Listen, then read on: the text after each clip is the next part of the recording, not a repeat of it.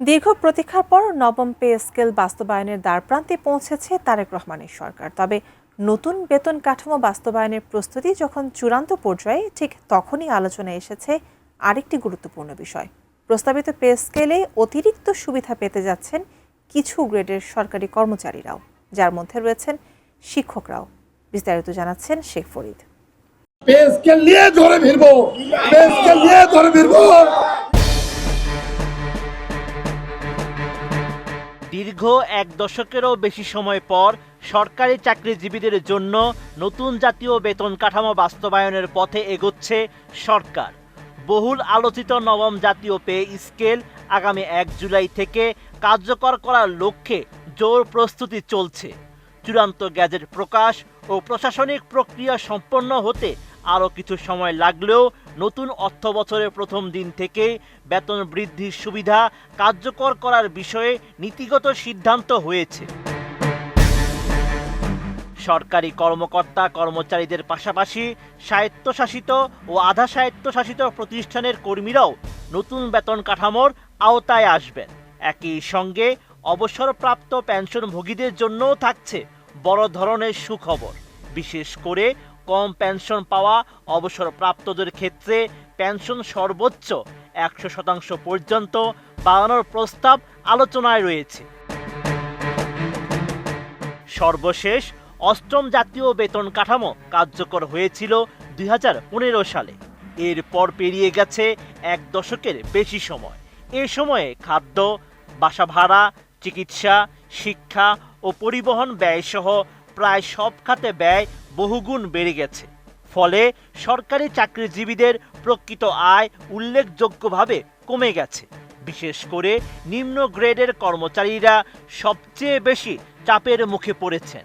এই কারণে নতুন পে স্কেলে নিম্ন আয়ের কর্মীদের বেতন বৃদ্ধিকে সর্বোচ্চ অগ্রাধিকার দেওয়া হচ্ছে। উন্নত মানের কাঁচামাল আরআইএল অ্যাঙ্গেল এন্ড চ্যানেল, এখন কাঠের দিন শেষ, আরআইএল এর বাংলাদেশ। পে কমিশনের আলোচনায় বর্তমানে দুটি বিকল্প গুরুত্ব পাচ্ছে। প্রথমটি হলো অধিকাংশ গ্রেডে মূল বেতন 50% বৃদ্ধি এবং দ্বিতীয়টি হলো 11 থেকে 20তম গ্রেডের কর্মচারীদের ক্ষেত্রে বেতন দ্বিগুণ করার ব্যবস্থা। প্রস্তাব অনুযায়ী চতুর্থ গ্রেডের অধ্যক্ষদের বর্তমান 50,000 টাকা বেসিক বেড়ে 75,000 টাকা হতে পারে। ষষ্ঠ গ্রেডের সহকারী অধ্যাপকদের 35,500 টাকার বেসিক বেড়ে 53,250 টাকা হতে পারে। সপ্তম গ্রেডের প্রধান শিক্ষক ও উপাধ্যক্ষদের 29,000 টাকা থেকে বেড়ে 43,500 টাকা এবং নবম গ্রেডের প্রভাষকদের 22,000 টাকা থেকে 33,000 টাকায় উন্নীত হওয়ার সম্ভাবনা রয়েছে। অপরদিকে নিম্ন গ্রেডের কর্মীদের জন্য আরও বেশি সুবিধার আলোচনা চলছে। 11তম গ্রেডের শিক্ষকদের বর্তমান 12,500 টাকার বেসিক দ্বিগুণ হয়ে 25,000 টাকায় পৌঁছাতে পারে। 16তম গ্রেডের অফিস সহকারীদের 9,300 টাকার বেতন বেড়ে 18,600 টাকা এবং 20তম গ্রেডের অফিস সহায়কদের 8,250 টাকার বেতন বেড়ে 16,500 টাকা হতে পারে।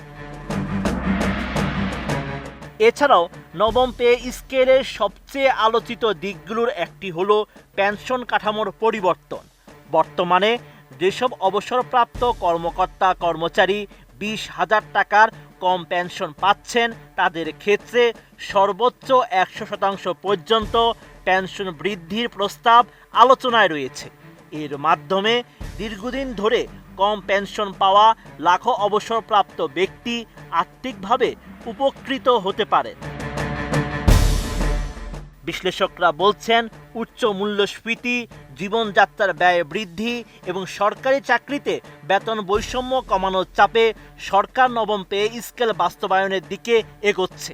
তবে এর ফলে সরকারের রাজস্ব ব্যয় উল্লেখযোগ্যভাবে বাড়বে, যা সামাল দিতে আগামী বাজেটে বিশেষ বরাদ্দ রাখার পরিকল্পনা করা হয়েছে। Sheikh Farid, ATN news.